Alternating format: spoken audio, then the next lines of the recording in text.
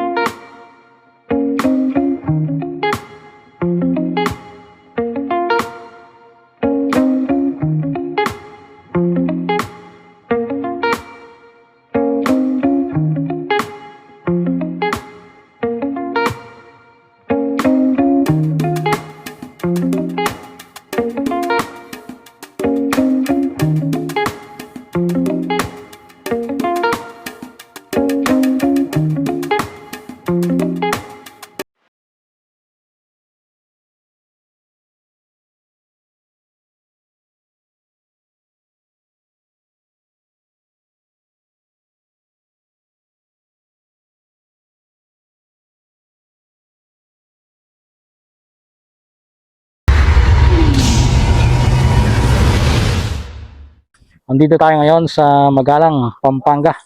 At nasa likod natin yung Mount Arayat. Ayan. So nag-install tayo ngayon ng 42 kilowatts. 42 kilowatts na solar panel. Ayan. At combination ito ng dalawang variants or dalawang model ng 3 na brand solar panel. So merong 40 pieces na 500 watts no, na solar panel at 36 pieces na 615 solar panel. So ang combined total power niyan ay umabot ng 42 kilowatts. Ayan. So tatluhan ang railings ito at medyo malayo lang kasi yung agwat ano ng Parlina. So yun ang sinusunod natin. At dito naman, ayan, tatluhan din. Although ito 500 watts lang, no? Pero ginawang tatluhan na yung railings. At ganoon din dito. Mas malaki to yung size niya. At tatluhan yung required talaga na ilalagay natin na rails. Ayan, yung aluminum rail, yung bracket, no? Kasama na yung L-foot, mga L-fit, syempre marami, kaya L-fit.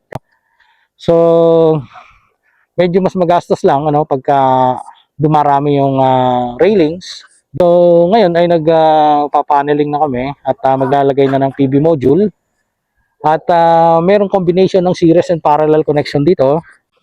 Magiging mas mataas yung amperahe ng breaker natin. At dito sa taas, dahil nga magpa-parallel tayo, hindi tayo gagamit ng Y connector. Kasi masyado maliit yun para dun sa corresponding amperes, no, or intensity na dadaan diyan, mainit. Kasi pag nagparallel umiinit, no? Kaya ang ginawa natin, nagpababa na lang tayo ng another PV cable kasi yung isang set, isang string kasi ang tawag doon, no? Ay 8 pieces. So sa isang PV, ibig sabihin sa isang MPPT ay dalawang strings 'yon. So yung composition ng dalawang strings magiging 8, no? So isang string yung 8 and another 8 para sa other string dahil yun naman yung terminal na pwedeng paglagyan doon sa mismong inverter. So pagka nagparallel yung dalawang strings na yon na 8, total of 16 pieces, since ang amperahe nito nasa 15 amperes, no? Mataas ang amperahe nito, magiging doble yon. Kaya tinaasan din natin yung breaker.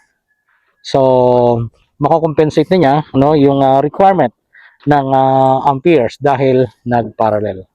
So mas safe yon, yun ang best way talaga na gagawin, magpapababa ng another PV cable para maiwasan ano dito pa lang sa taas, maiwasan na yung init at minsan nga naluluto pa yung mismong MC4.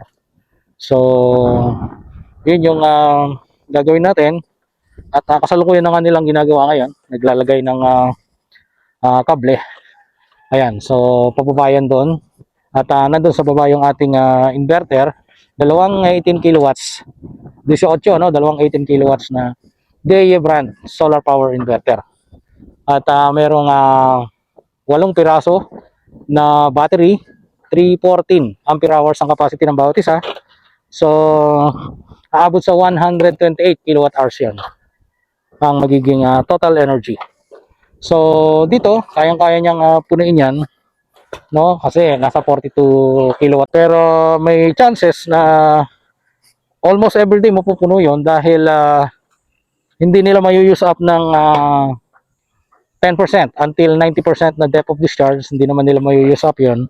Hindi nila mapupuno dahil may matitira pa yan. Everyday may matitira. Kaya baka mangyari, nasa 50% pa lang, no? Which is 50% nung 128, no? Ay magcha-charge na uli yung battery. So, pag ganon, ang possibility, magiging 2 oras na lang ang charging ng battery. And simultaneously, ibig sabihin, pwedeng sumabay yung mismong paggamit dyan sa bahay, ano? Dahil ang gamit nila mga aircon ay hindi naman ganun kalaki ang consumption, no? So, mostly, no, most of the time, mas mapupunta sa charging yung harvest or yung solar production. At nasa 75% yun yun ang pinaka-conservative natin, no? Bababa tayo, papakita natin yung ating solar setup.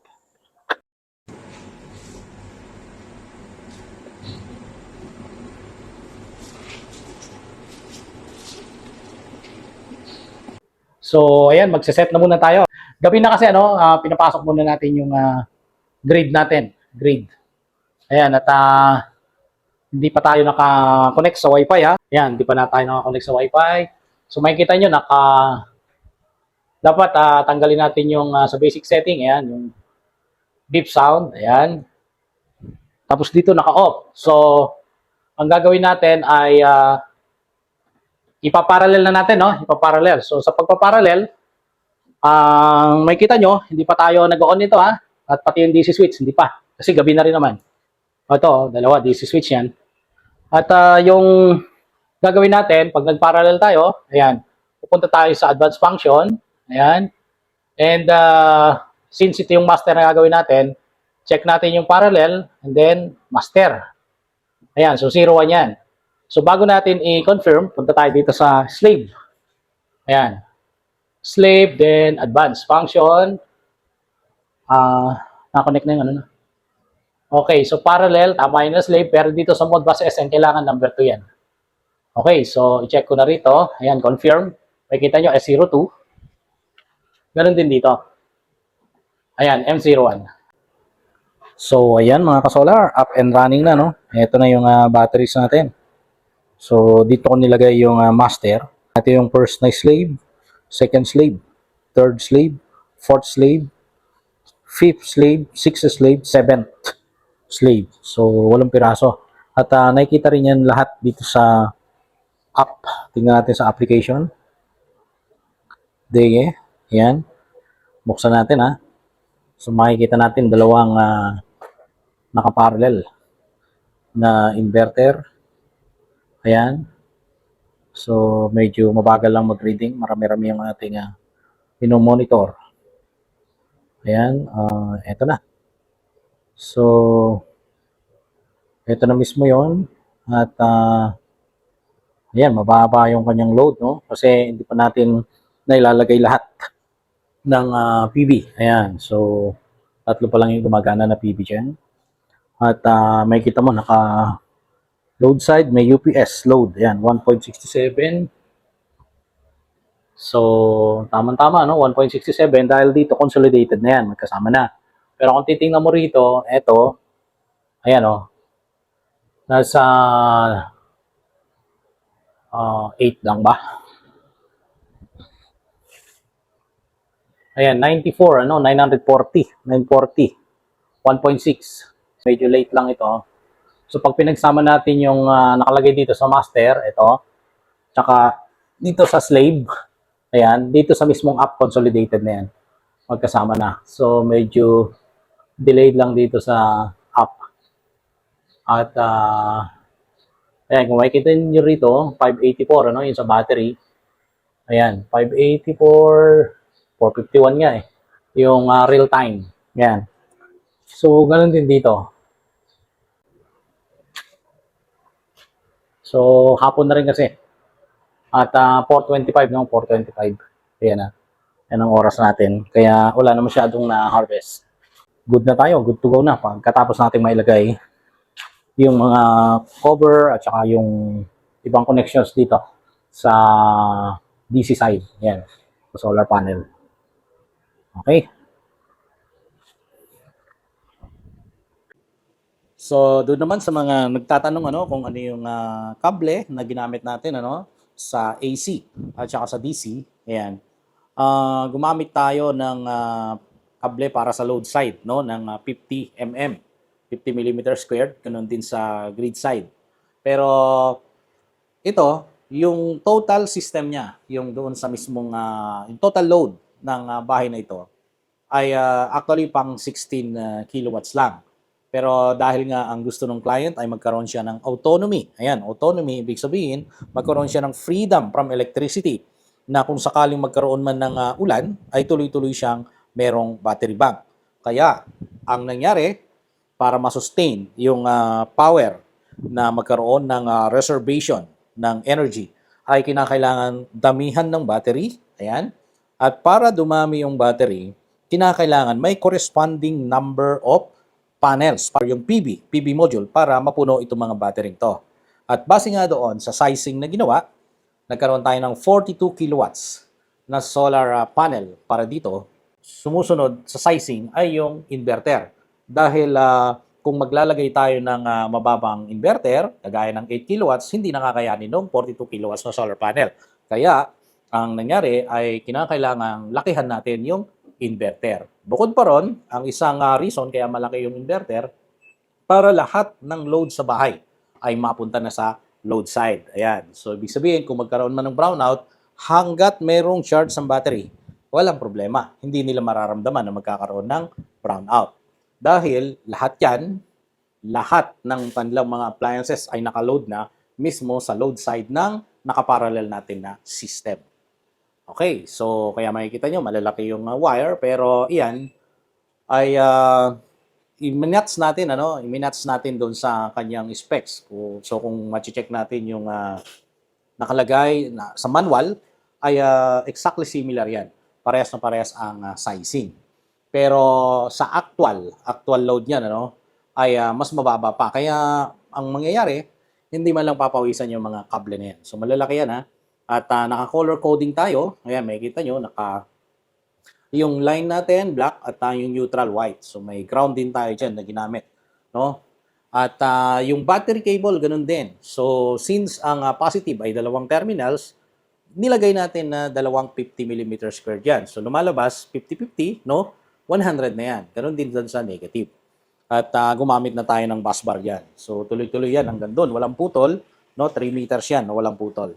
At nagkaroon ng cross-sectional connection. Ibig sabihin, yung positive nito, pumunta rito sa dulo ng positive, at yung positive nito ay pumunta rito sa dulo ng positive, at ito naman, yung positive nito ay pumunta doon sa kabilang dulo. So sa negative, ganun din, nag-cross-sectional siya para yung current, yung flow ng current, mula dito sa battery na to, mula dito hanggang doon sa dulo, 1 hanggang doon sa yan, yung pinakadulo na yan, number 8, ay walang kawala yung kuryente na galing dyan sa battery. Okay? So, dito na tayo sa taas. Yan na yung pinaglagyan natin ng solar panel. At may kita nyo nakataas yung parapet. Ayan, protection kasi yan para sa hangin. So, kung magkaroon man ng bagyo, safe yung solar panel dyan. At kahit ganun pa man, nilagyan pa rin natin ng 3 rails, bawat linya. Na-maximize natin yung predominantly exposed na space ng ating pinaglagyan ng panel. Kasi yung mga parapet na yan, matataas yan Pag sikat nung araw, ayan, at least yung tatamaan niya, dito lang sa mga gilid-gilid, hindi doon sa mismong modules. Hindi doon sa mismong modules na pinaglagyan. Kaya maganda yung production yan kasi na-maximize niyang mabuti. At ganoon pa man, kahit na sabihin natin na medyo hindi maganda yung panahon, and since marami yung energy storage niya ay malaki, merong possibility na baka 1 o 2 oras na lang yan magcha-charge sa susunod na araw dahil nga marami pang maiiwan, mataas pa yung magiging state of charge ng mga battery na may iwan.